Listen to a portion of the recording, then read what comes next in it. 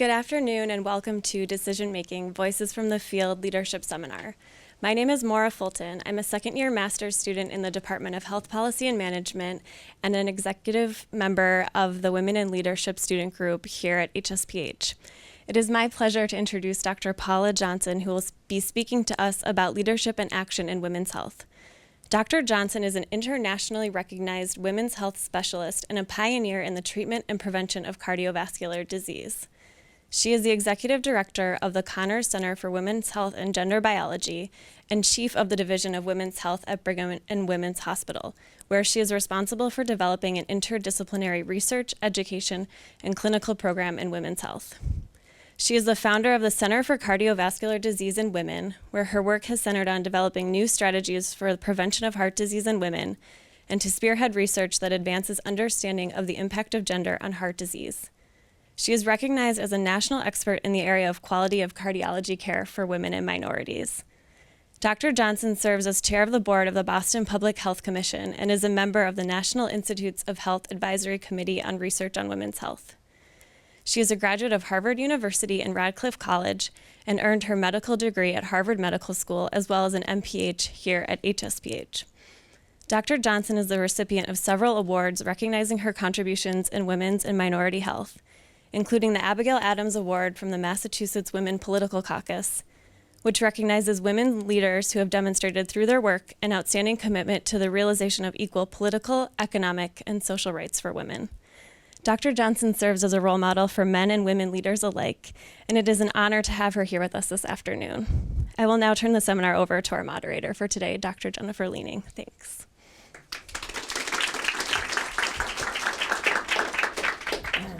Thank you very much for being here, and that introduction was great. Thank you. Paula, you and I go way back as we were talking about this. We met in the emergency department at Brigham and Women's Hospital. It was just starting to be an emergency department, and you were just starting your career. You were there a resident. It was during your residency, wasn't it? Right. And we won't say how many years ago that was. But it is Some fascinating. of these guys might not have been born. Yeah, it was fascinating to think about the paths that you've taken, and there are several paths you're going to talk about today. The paths you've taken and the challenges you've faced, and over that pathway, how you've developed your notions of leadership and women's leadership in particular. And I'm hoping that you will begin by giving us an overview of that path and how things develop for you in your mind and then in the community that you have helped shape, both here in the hospital community and public health community, but really nationwide and internationally. Well, Jennifer, thank you. And Maura, I want to say thank you for that really wonderful and very generous introduction. And Jennifer, it's so special to be here with you. We've come a long way over those years. Both of us, I think, have evolved in very different ways that we might not have known at that time, almost 30 years ago. Wow, you weren't supposed to say that. But I think it's first of all, it's wonderful to be here and to really think about leadership and have an opportunity to reflect on my own work, because I think sometimes you just do it and you don't have an opportunity to think about it. And I think doing this this session today has given me an opportunity to reflect a little bit, which is always extremely helpful. And as I think about leadership and my own leadership in women's health, and particularly at the Connors Center, we tend to think about leadership in this very hierarchical way. You're the head of something, whether it be the hospital, a school, an organization, a department, and it kind of all flows from there. I think my leadership has really worked in somewhat different ways, which is I've really had to lead and to manage a matrixed organization.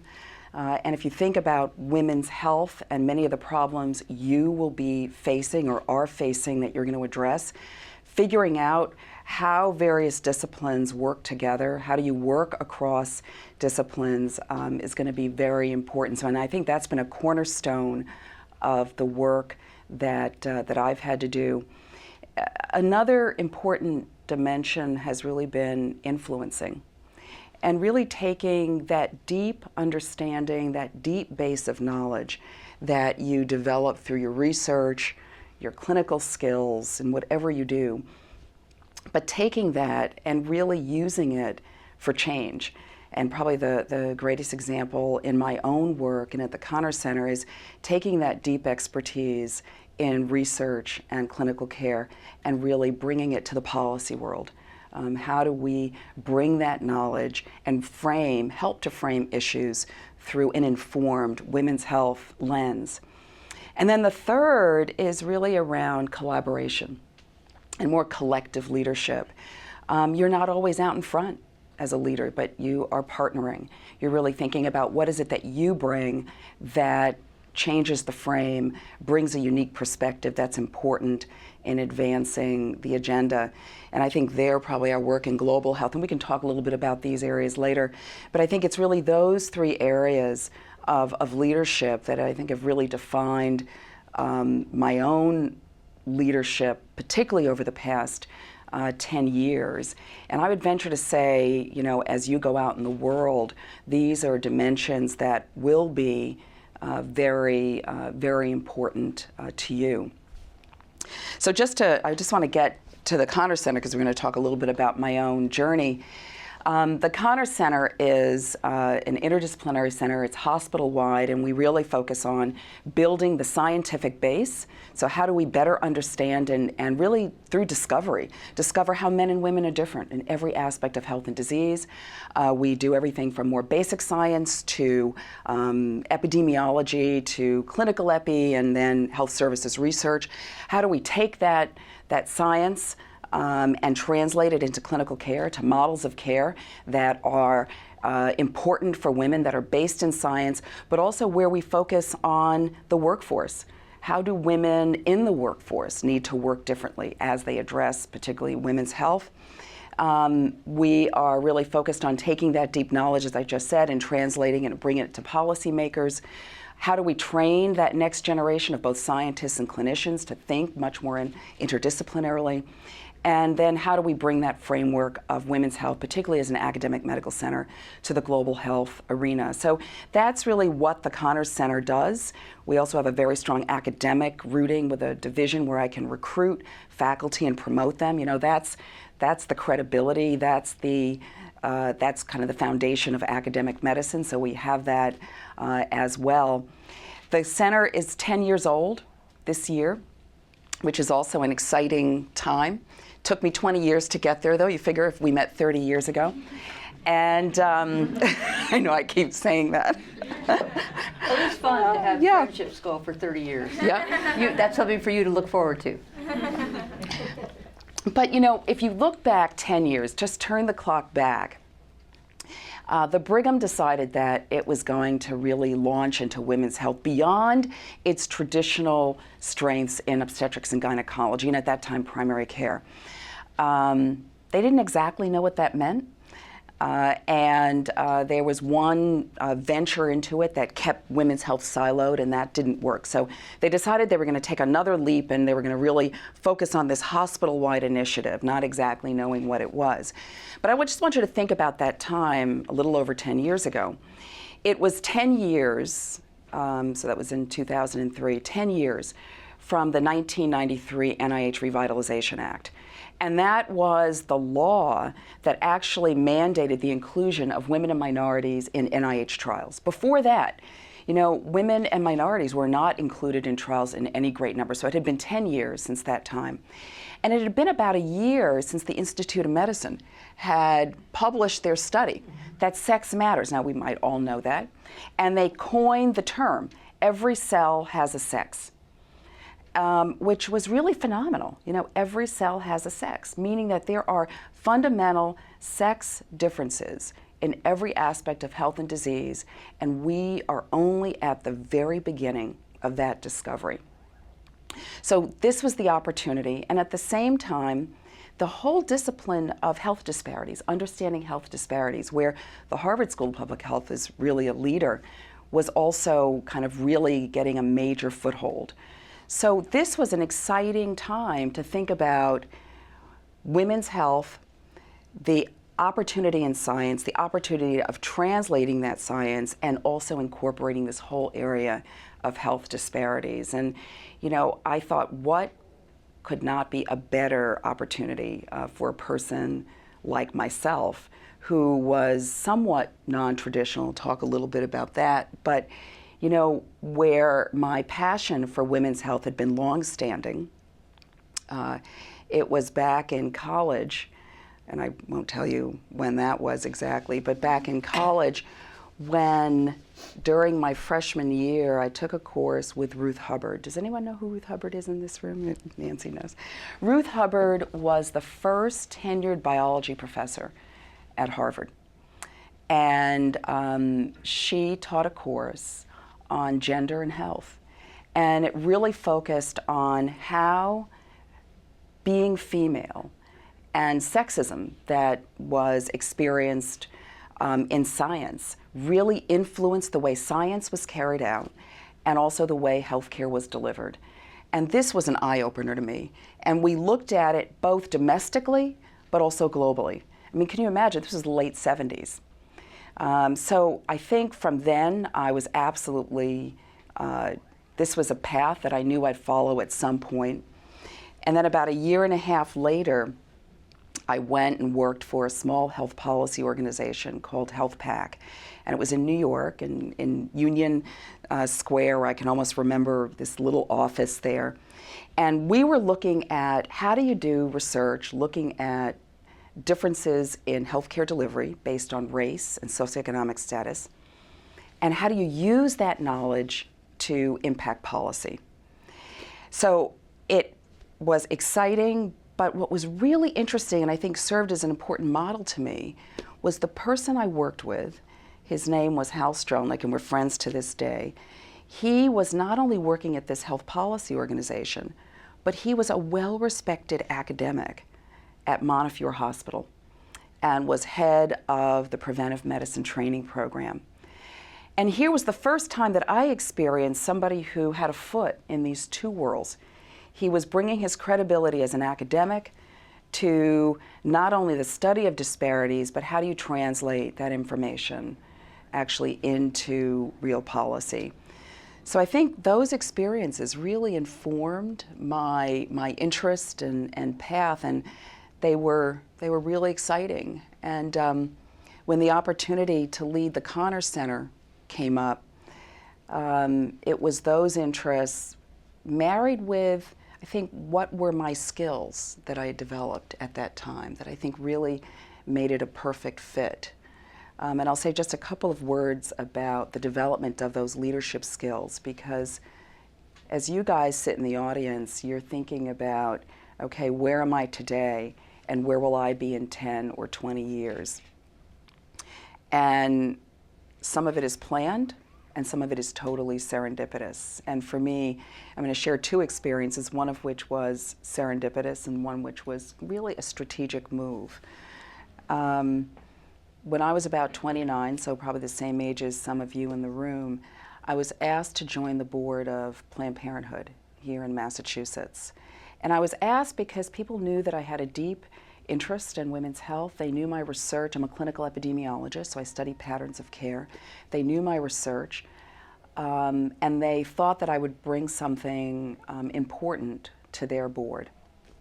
I joined the board, and lo and behold, 6 years later, I became the chair. And so it was a phenomenal journey being part of that organization, but as I launched into becoming the chair, I immediately, through that organization, had credibility in the advocacy world, which would become very important later on. I also learned how to do certain things, like lead a group of people who were far more senior than myself. I learned how to raise money. I learned how to make a case for raising money. And I learned how to really work in very different types of teams. So, that's an experience outside of the academy that I never would have expected to inform where I am today, but without a doubt gave me some of the skills that, as I was looking at this job 10 years ago, that I absolutely needed. And then the second one was I'd become the head of quality. Quality was a new area, quality of health in major teaching hospitals. Now you might wonder, how do we go from women's health to quality?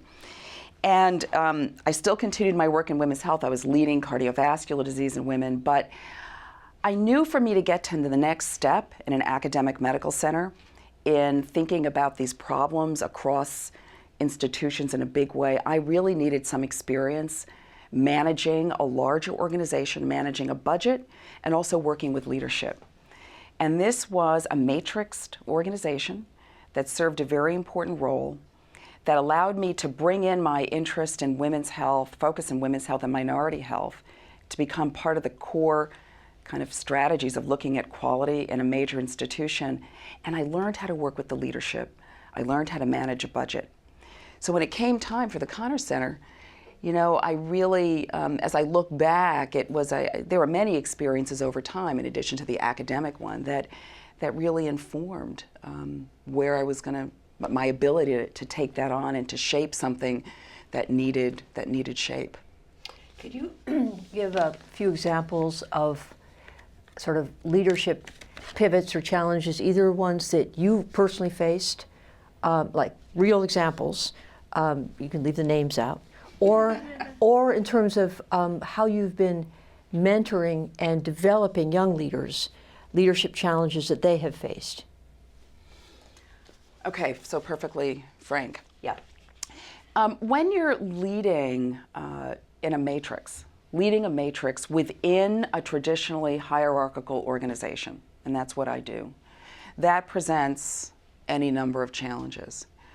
Because just because I'm passionate and I've been given a mandate doesn't mean that every last leader in the institution has the same passion or commitment. And recall, we're that thinking about chairs of departments of medicine, right, chairs of neurosurgery, chairs of vascular surgery. Okay, so we're deep bastions of established American medicine. Right. That's a good, deep bastions.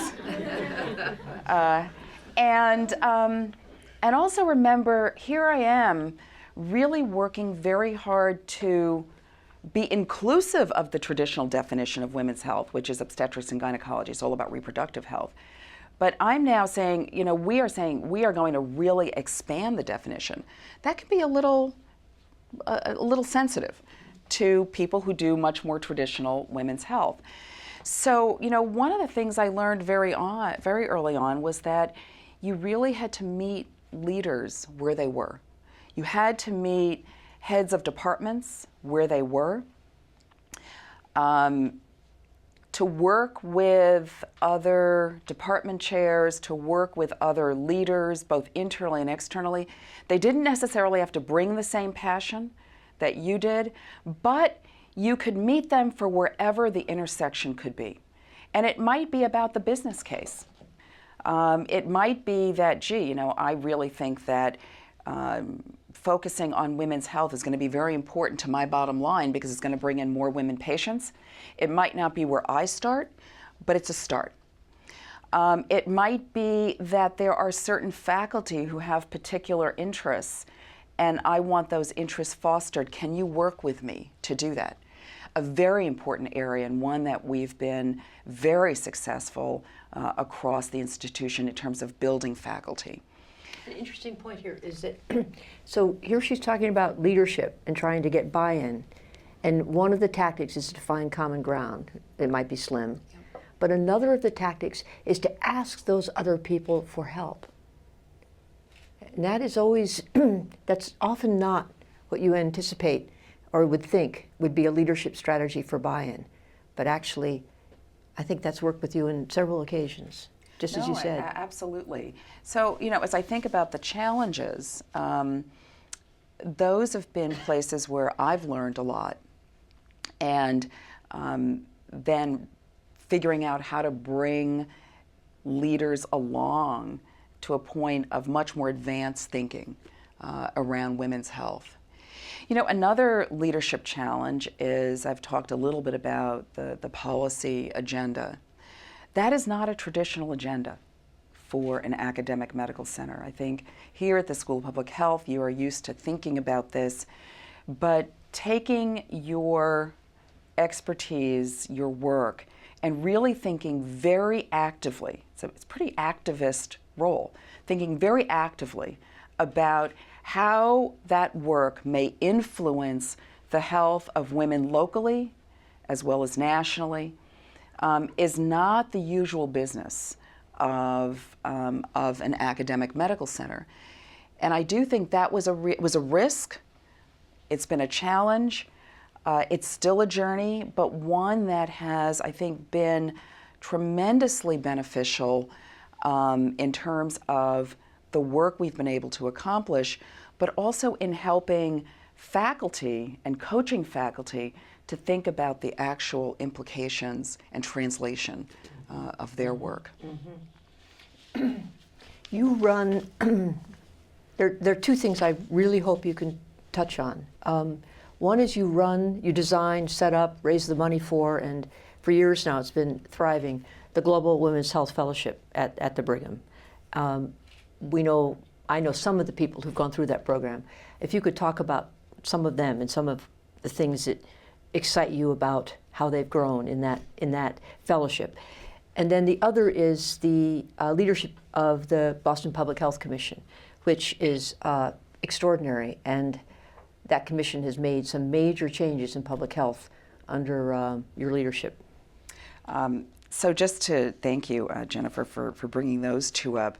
The Global Women's Health Fellowship program has been a very special part of the Connors Center. And if you remember, I kind of talked about those three dimensions of leadership. I think this really sits squarely in that collaboration area, where we saw a very significant need for really reframing some of the work we were doing globally.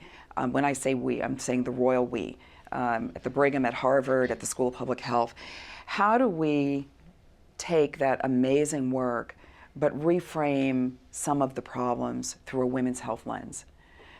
So yes, there's the work that is traditionally women's health focused, like maternal mortality and issues around sexual violence, but there's also cardiovascular disease, an emerging health problem that through a gendered lens, there's the biology and the social and environmental issues. Pulmonary disease, think about the social and environmental issues about cooking stoves. This is fundamentally a women's health issue. HIV, I think everyone's familiar obviously with the gendered aspects of HIV, but some of the work in HIV and keeping the gendered lens very clear and upfront. And how do you train young investigators who have passions for these areas to do the research through that gendered lens? And so we started the fellowship now, it's 6 years ago. It is totally philanthropically supported.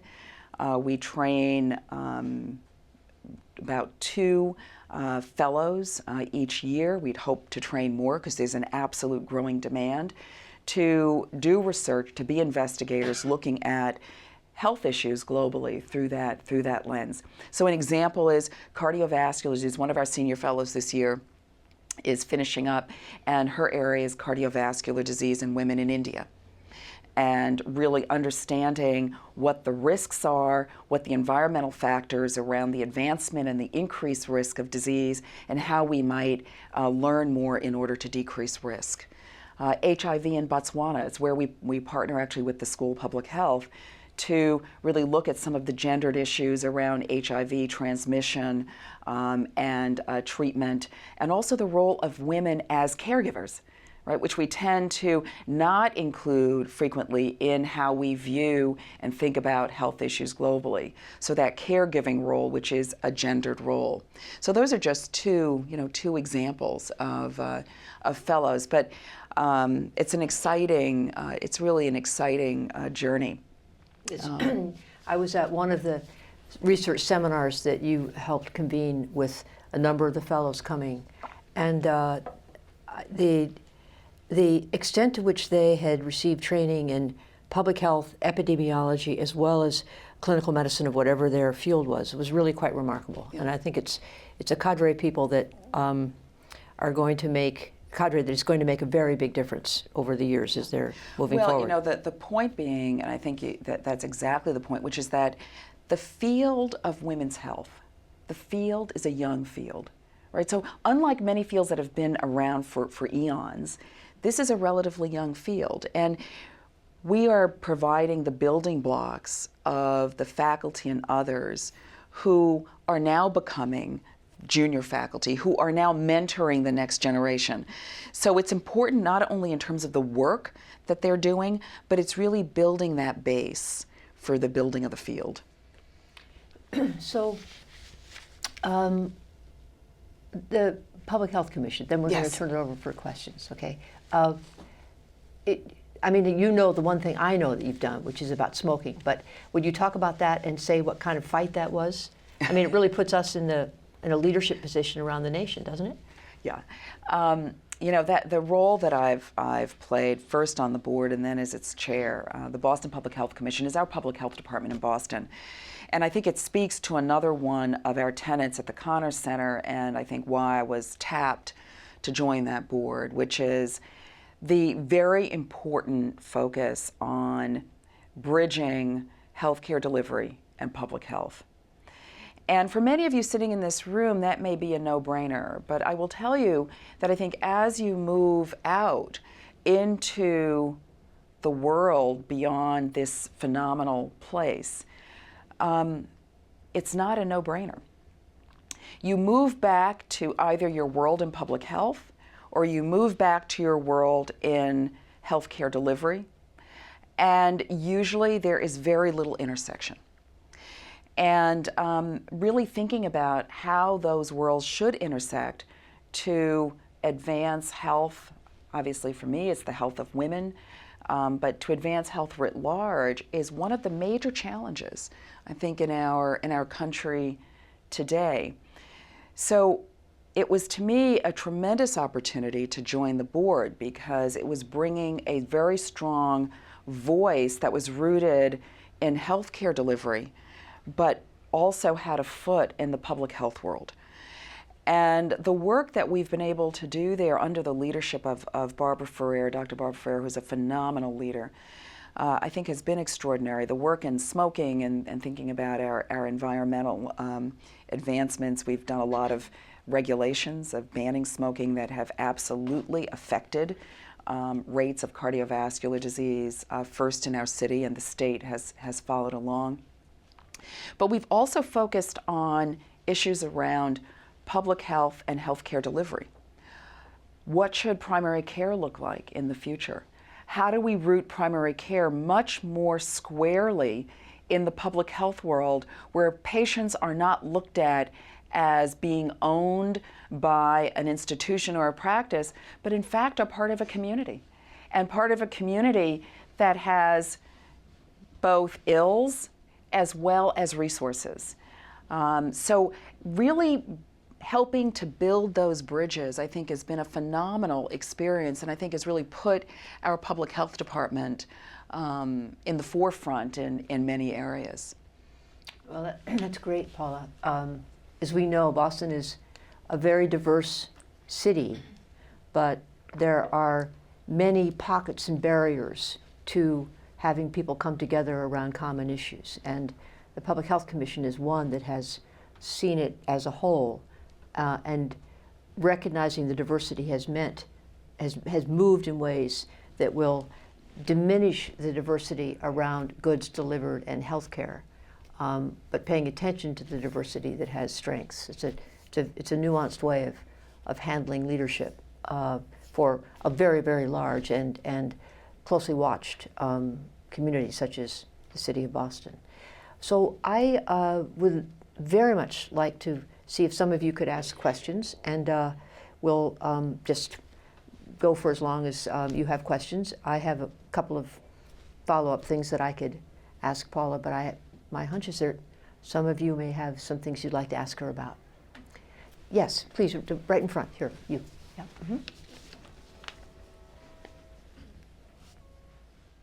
Hi, I'm Rachel Liao, and I'm a doctoral student here in the Biological Sciences and Public Health program at the school. Dr. Johnson, thank you so much for being with us. Thank you.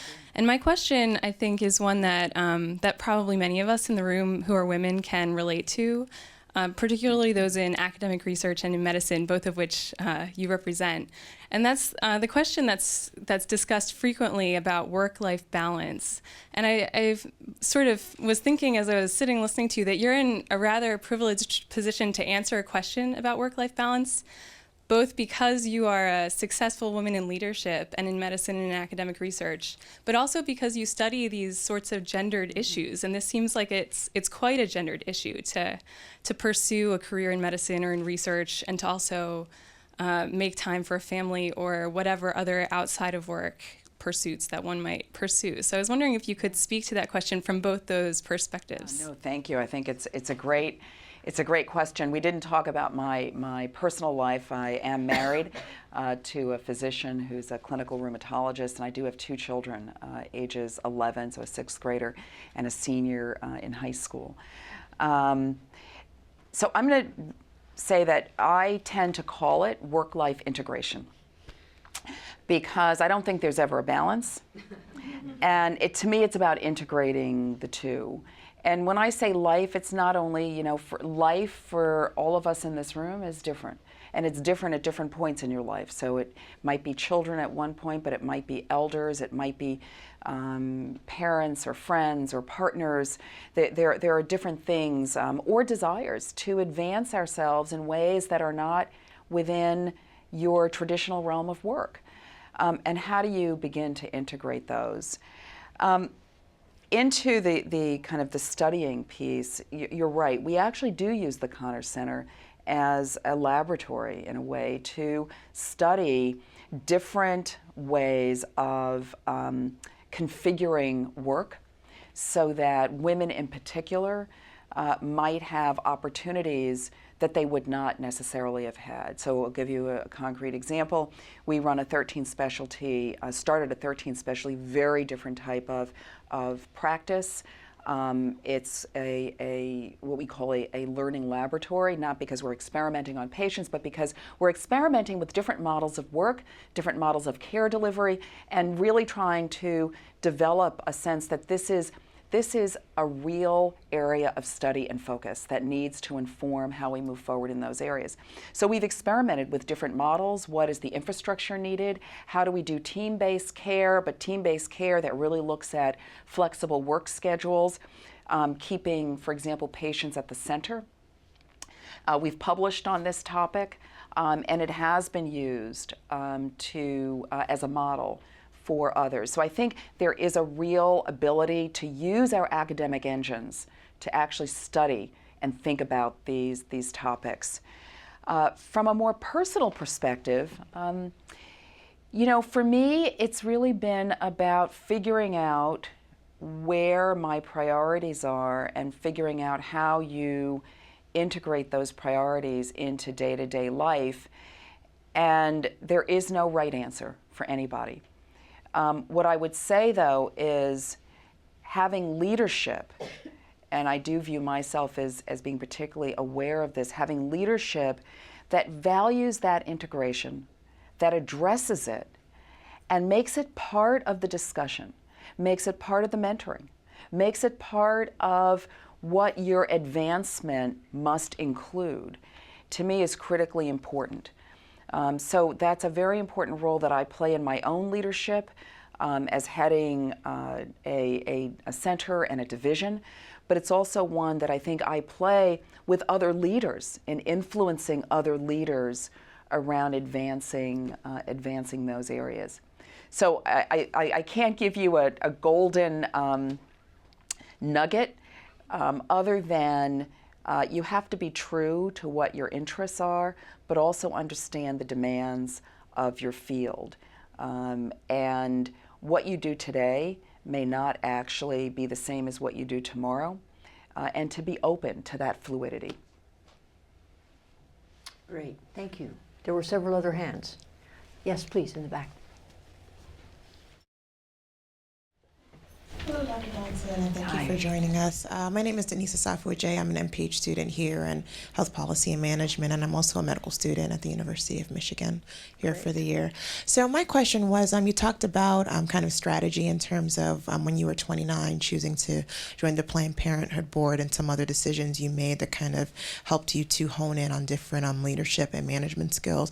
I was just curious if you can discuss some challenges you faced in being a clinician, moving from resident to other senior positions within medicine and getting people interested about women's health, and kind of how you strategize when to push the envelope more with research for women's health, other community leadership positions, and how you kind of navigated those different roles to get where you are today. Good, really good question. Is your question, just to try to pinpoint it a bit, is it how much attention over time do you give to being a really fabulous clinician, like full time, and then when do you move into these other realms, and then at a certain point, what happens to your clinical practice, and is that part of what you're talking about? Because I would think as a medical student, that's front and center for you. Yes. Yeah. Okay. Thank you. Okay, so that's it's a great question, and I would say that for me, as I thought about my own career, there was one thing that was very clear, even though I knew that my path would probably be a little bit different, was that if I was going to stay in the academy, that I really needed the credentials that that an academic setting requires, which meant that I needed to figure out which discipline of study was going to marry my interests and passions with academic advancement. And so really getting a degree in public health, working, my first research mentor was somebody named Lee Goldman. He's now the dean at Columbia Medical School. Working with him around these issues of healthcare delivery, understanding patterns of delivery, but getting that deep rooting in the academy and in a research focus that could give me the credentials to move forward, I think was very important. And then really moving forward, thinking about what credentials did I need internally, and I talked a little bit about those, but then in the field of women's health, there's also a need to have some external focus as well. And so when I was asked to join the board of Planned Parenthood, I had been known in that world, and it's because I do believe that there is both an internal aspect to the science and the work, but it's also there's external pressures. The field is inherently political. I think to advance the field, you have to have a foot in both worlds. And for me, it was also important to keep it real. And to keep it real, you really have to not only stay within your field, but also keep getting some nurturing and information and partnership from those outside. So I can't say that there were any calculated decisions, only a good sense of knowing directionally where I was going, what I needed to build in terms of my own body of knowledge, what were some of the skills I really needed to know, and how I needed to work both internally and externally to advance.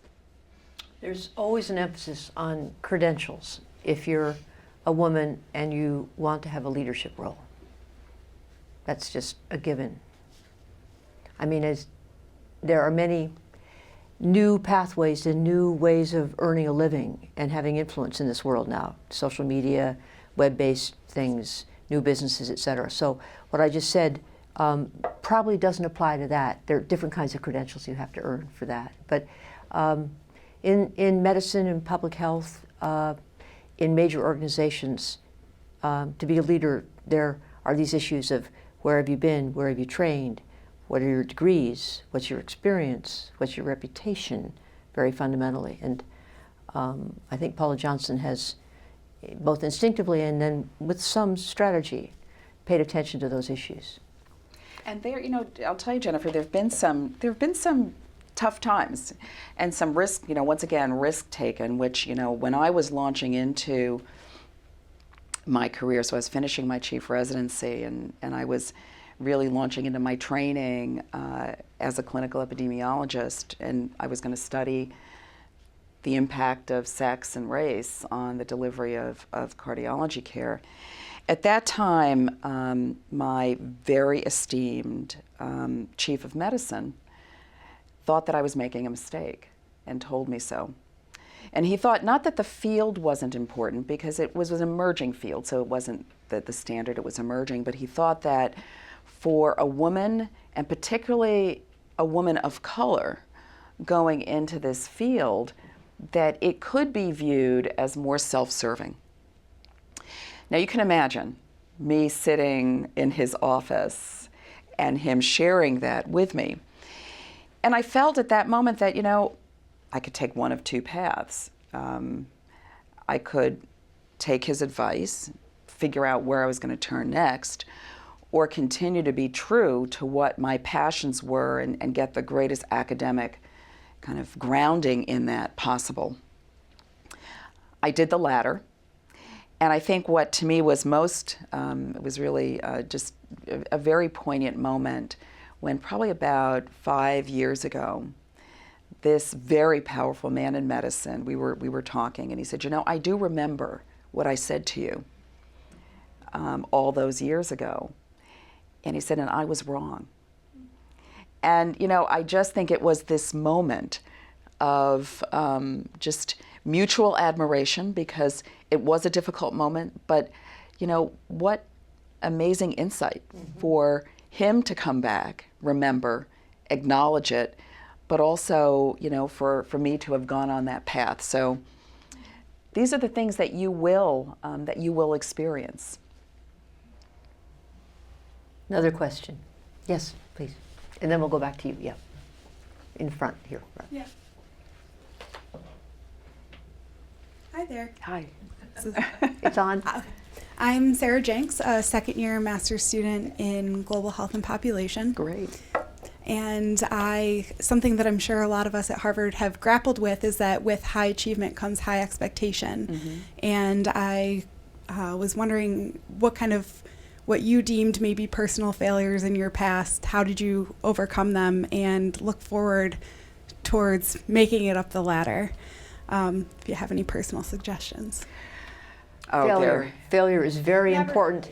Failure is very important in resilience. Really Failure is very important, and also dealing with kind of life's challenges is also very important, because they if you haven't experienced them yet, they will come. I'm going to share with you two quick stories. The first goes back to, this might be a little early, but I'm going to share it because I think it's important.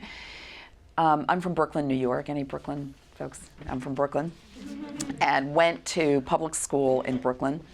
And my dream, my vision of myself, was to go to the premier public high school, special school in Brooklyn, which to me at that time was Bronx High School of Science. And I lived to go to Bronx High School of Science. I studied for it was an exam school. I studied for that exam, and I actually made it in. And to me, this was, at that point in my life, at all of age 14, or whatever I was, a crowning achievement. I got there and realized after a week, I could not do this. The travel was enormous. I felt like a fish out of water. It was not the right environment for me. And I came back home and actually shared with my parents that I really needed to come back to my local high school. That's a story about a personal view of failure, but staying true to what your experience is and how it speaks to you and moving forward. And I think that experience in and of itself taught me that following, getting the information, but also following my gut was going to be a really important way to move forward and continuing on the path. The second one is when the Brigham first decided to undertake this women's health focus. Remember I said the first one was a failure. Well, I applied for that first job, which was actually 4 years before the Connor Center was born. And I didn't get it. I presented what I thought was an amazing vision. Actually, the vision isn't too far from what we enacted 4 years later. It was really, to me, it was a far-reaching vision. It had many of the components that we've talked about today. But the institution was not ready for that. And I didn't get the job. I didn't hear about it. There was this huge gap in time around, who was going to get it and me not hearing anything. And, I learned not only about what the gaps were, I also learned how to communicate with someone if you're not going to give them a job as a leader, right? So your own experiences of failure help to inform your work as a leader and how you lead as well. But I didn't get the job. And I understood why. It was painful for me at the time. I understood why. But that's when I took that information and I said, okay, I need to do certain activities. I need to get that experience. That's when I moved into the leadership and quality.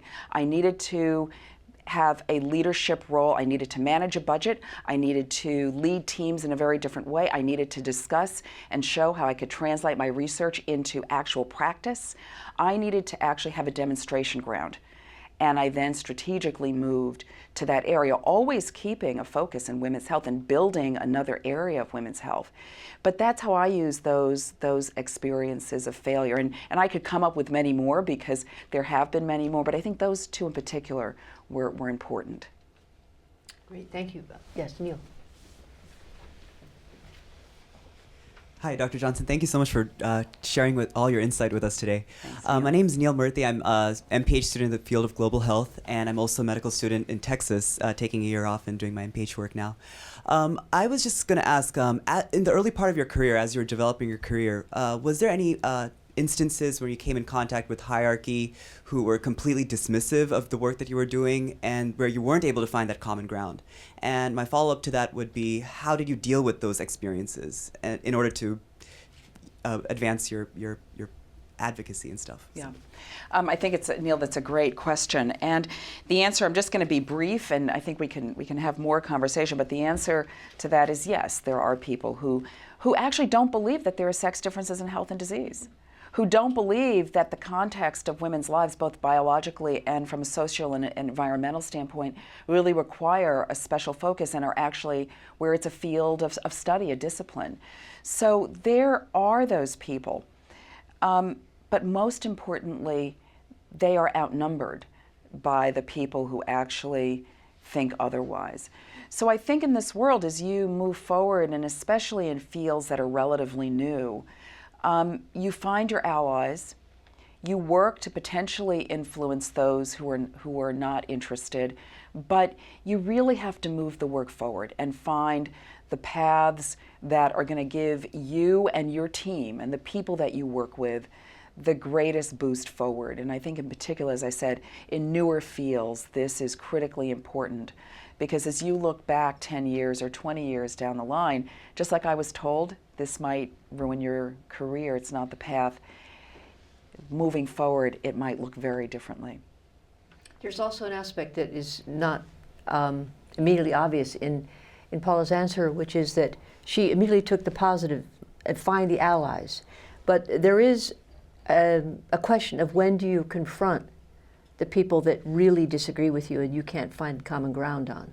And I have a hunch how you would answer, but what do you say about confrontation? Confrontation occurs, and it's part of leadership. One must learn how to deal with confrontation with people or organizations that are confrontational, differences of opinion. And that is where I think negotiation skills are critically important. Once again, though, how do you get the best data to make your case, have the best grounding and rooting in your particular area of expertise? And you may not come out the other end agreeing, but what you will do is come out being respected. And I think in many ways, that's sometimes the best way to end a confrontation, because you know you're not going to come to yes, but there's a respect at the end of the day. And I think we could come up with many examples around where there's been tremendous disagreement, where you've worked to come to consensus, but sometimes consensus is not possible. Mm-hmm. But that respect is important. Mm-hmm. Because it gets back to, you're going to find these people again in your lives. They keep coming back. And, you know, the respect is really what matters. So this, you know, we're at just after an election. Healthcare reform is important. As we've discussed, there were a number of forces that brought President Obama into his second term. What do you think? What do you think needs to be done now in terms of women's health, status of women, more generally? And if you want to go into healthcare, that's also obviously relevant. Oh, wow, Jennifer. We have a few more minutes, but okay. Only if our president were here. Yes. You know, it's a great question, and you know, I think the past 4 years have been pretty remarkable. If we think about what has been achieved with healthcare reform, and inherent in that are the opportunities for women. I had the honor of being on the Institute of Medicine committee that was really moved forward by an act of Congress to come up with the recommendations for preventative care in women. And I think it was a phenomenal experience, but it was only an administration that would have the vision that our current one does, that would accept those recommendations and make them into the law. So I think we've come a long way in 4 years. But this next 4 years is going to be critical, because part of our work has been really taking Massachusetts healthcare reform, looking at studying the experience of women and taking that to exchanges as they get developed around our country, which is making sure that as healthcare reform is implemented, that the needs of women, the healthcare needs of women, the health of women, both from a healthcare delivery and public health perspective, are absolutely addressed, but addressed based on the data. So opportunity number one is let's deliver on the promise of healthcare reform for women. Can I just say, I think you're talking about the health exchanges and what's on offer in any state, right? Right. It has to have Right. these elements in it. They will have various elements, and how those exchanges, so these are kind of where you build the insurance, but also think about the translation of healthcare and the connection to public health, what this looks like in every single state. So this is happening right now, and the opportunity is now. So that's one major area. And the second, I think, if we think about the advancement of women and the advancement of women's health, both domestically and globally, there's a real opportunity in these next 4 years to connect those two, to bring the right coalition of leadership together to say that this agenda is critically important, both globally and domestically. It's important because it's a major health issue that advances the health of our world. It's important because it advances the economies of our world, and quite frankly, it's a human rights issue. So this is, I think, the opportunity, and I'm not going to pretend to know all the answers, but we do know it is the moment. And are you planning to be at the table? I sure hope so. Excellent. I think we might have time for one more question. One more question. Okay, so then, okay, great, all right. If you can make it brief, and Dr. Johnson will make it brief, and then we'll come to a close. Thank you. My name is Charlotte Gamble. I'm a MPH candidate here and also a medical student at the University of Michigan Medical School. Great. Thank you so much for joining us today. I had a question in terms of coalition building and finding political will in terms of women's health. How have you done that in your own career to bring groups of people to the same table to advance one strategy that you see as important? That's a great question. I'm going to give you two quick examples. One is some very early work we did around the affordability of healthy eating in our state. It's a major women's health issue because women are usually making the decisions. And we did a study looking at affordability and looking at some of the affordability standards. We quickly recognized that based on the data, there was real opportunity to move this agenda forward. So it was both an agenda that we needed to address in the healthcare delivery setting, but it was a major public health agenda. And through the study, through getting the data, we were actually able, in a very collaborative way, because we didn't own any piece of this, we were able to bring so many different partners to the table that it ended up leading to some major work being done in the city and then in the state. and most recently with the Food Policy Council being developed in our state. And I think it's formed the basis of a lot of other work that's happened across the country. I'm not going to take credit for all of it, but I think it was really bringing the science, bringing the knowledge, bringing the proof to the table, and then kind of bringing other partners, and not necessarily being the voice of the authority, but having data that was able to bring people together. And then secondly, some of the work we're doing in healthcare reform has been very important, and a real need to build coalitions. Once again, we've served as the group that's brought the data, brought the studies to the table, looking at women's health, analyzing experience, coming up with a way of addressing women's health that I think is very valuable to other organizations. So we've pulled together organizations, a small coalition with the Kaiser Family Foundation and with the Jacobs Institute of Women's Health and a number of other organizations, to really think about how we bring good information to the table that helps inform policy. And that's another way where, once again, we're not necessarily the leader, but we've brought a very important piece of work to the table that's compelling. And we've used that to build those coalitions moving forward. So great question. So this is an argument for getting really well trained and for learning a lot, and always for various patterns and modes of gathering the relevant information, or even the information you don't know if it's going to be relevant, but go out and find it. This is part of the fabulous quest of being in an academic setting, where it's at the School of Public Health or any one of the various faculties at Harvard and elsewhere. It's a mission for educated people, and you are a group of educated people. It's a mission also if you're in anything relating to advancing the cause of disadvantaged minorities or marginalized populations. And in some settings, women, that large population, are in those categories of discriminated against, stigmatized, and marginalized, even if they may be in equal number. And I think what's really quite visionary and extraordinary about Paula Johnson is that she never gives up. She is always courteous. She is always underneath tough on the issues. And usually, in every setting I've seen her, and this is true of friends who know her, who've seen her in other settings, she's impeccable about the data. So I'm delighted that you could be here and that you and those watching had a chance to meet her. So thank you very much. Thank you, Jennifer.